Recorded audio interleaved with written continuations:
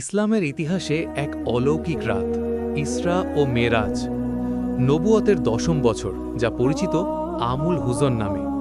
প্রিয় স্ত্রী হজরত খাদিজা রাদিয়াল্লাহু এবং চাচা আবু তালিবের ইন্তেকালে রাসূল করিম সাল্লাল্লাহু আলাইহি ওয়াসাল্লাম ছিলেন গভীর শোকে নিমজ্জিত।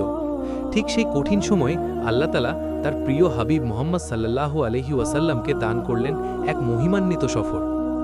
এক রাতে ফিরিস্তা জিব্রাইল আলাইহিস সালাম নবীজির কাছে আগমন করেন।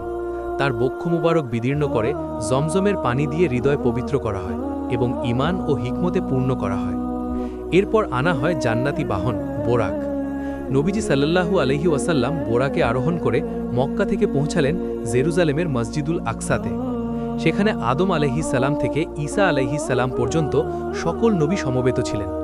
নবী মুহাম্মদ সাল্লাল্লাহু আলাইহি ওয়াসাল্লাম তাদের ইমামতি করে নামাজ আদায় করেন। এরপর শুরু হয় মেরাজ, আসমানে ঊর্ধ্বগমন। প্রথম আসমানে আদম আলাইহিস সালাম, দ্বিতীয় আসমানে ঈসা আলাইহিস সালাম ও ইয়াহিয়া আলাইহিস সালাম, তৃতীয় আসমানে ইউসুফ আলাইহিস সালাম, চতুর্থ আসমানে ইদ্রিস আলাইহিস সালাম, পঞ্চম আসমানে হারুন আলাইহিস সালাম, ষষ্ঠ আসমানে মুসা আলাইহিস সালাম এবং সপ্তম আসমানে ইব্রাহিম আলাইহিস সালামের সাথে সাক্ষাৎ হয়। নবীজি পৌঁছালেন সিদরাতুল মুনতাহায়।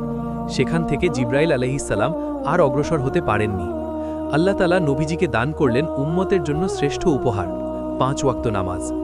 যদিও প্রথমে 50 ওয়াক্ত ফরজ করা হয়েছিল, পরে তা কমিয়ে 5 ওয়াক্ত নির্ধারণ করা হয়, কিন্তু সওয়াব 50 ওয়াক্তের সমানই রাখা হয়।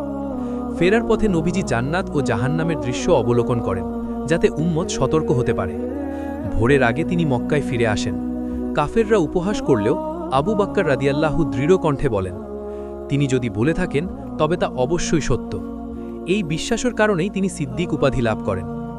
ইসরা ও মেরাজ আমাদের শেখায়, অন্ধকার যত গভীরই হোক, আল্লাহর সাহায্য ততই নিকটবর্তী।